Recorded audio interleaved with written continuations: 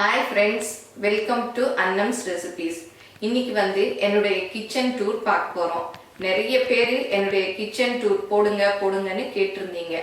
ஃபுல்லியும் போட்டா ரொம்ப டைம் எடுக்கும். அதனால நான் பார்ட்டா போடுறேன். இன்னைக்கு ஃபர்ஸ்டா என்னுடைய கிச்சன்ல கவுண்டர் டாப்ல என்னென்ன அரேஞ்ச் பண்ணி வச்சிருக்கேன் அப்படிங்கறத பார்க்கலாம். ஃபர்ஸ்ட் நீங்க என்னுடைய கிச்சன் எப்படி இருக்கு அப்படிங்கறத ஒரு ஃபுல் வியூ பார்த்துக்கங்க.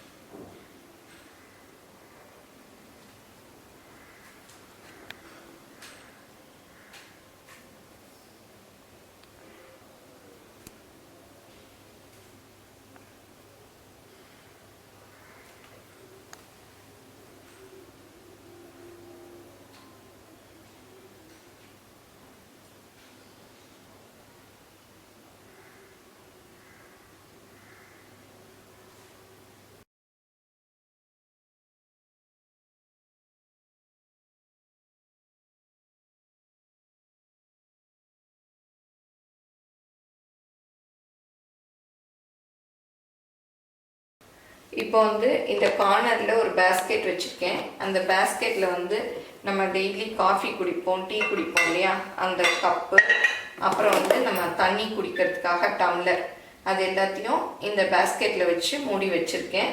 அப்புறம் இது வந்து ஒரு குட்டி பேஸ்கெட்டு. இதில் வந்து நான் சமையலில் குக்கிங் ஆயில், அதாவது கடலெண்ணெய், இது வந்து தோசைக்கெல்லாம் ஊற்றுவோம் இல்லையா, நல்லெண்ணெய் ஊற்றி வச்சுருக்கேன். இது வந்து நம்ம அடிக்கடி எடுப்போம் இல்லையா, அதனால ஊற்றி இந்த மாதிரி குட்டி கூடையிலே வச்சுருக்கேன். இதில் வந்து கீழே எண்ணெய் வடியுங்கிறதுக்காக இதில் வந்து ஒரு ஷீட் போட்டு வச்சுருக்கேன். இந்த ஷீட் வந்து எண்ணெய் வடிஞ்சதுன்னா நம்ம அப்படியே எடுத்துட்டு தொடச்சிக்கலாம். இது வந்து ரெக்ஸின் ஷீட்டு.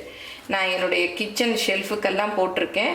நான் அப்புறம் ஷெல்ஃபெல்லாம் காமிக்கிறச்சு இதை காமிக்கிறேன். இந்த மாதிரி இதை அரேஞ்ச் பண்ணி வச்சுருக்கேன். அப்புறம் அடுத்து இங்கே வந்து நான் அடுப்பு வச்சுருக்கேன்.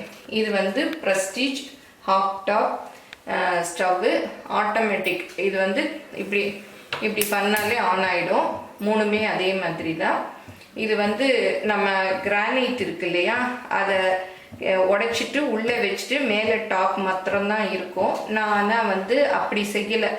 ஏன்னா அப்படி செஞ்சுட்டு இந்த அடுப்பு ரிப்பேர் ஆயிடுச்சுன்னா நம்ம இந்த மேடை வந்து வீணாக போயிடும் இல்லையா, அதனால மேலேயே வச்சுக்கிட்டேன்.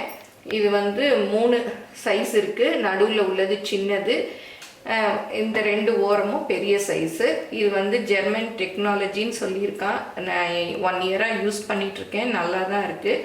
ஆனால் என்ன கொஞ்சம் ரொம்ப ஃபாஸ்ட்டாக எரியுது.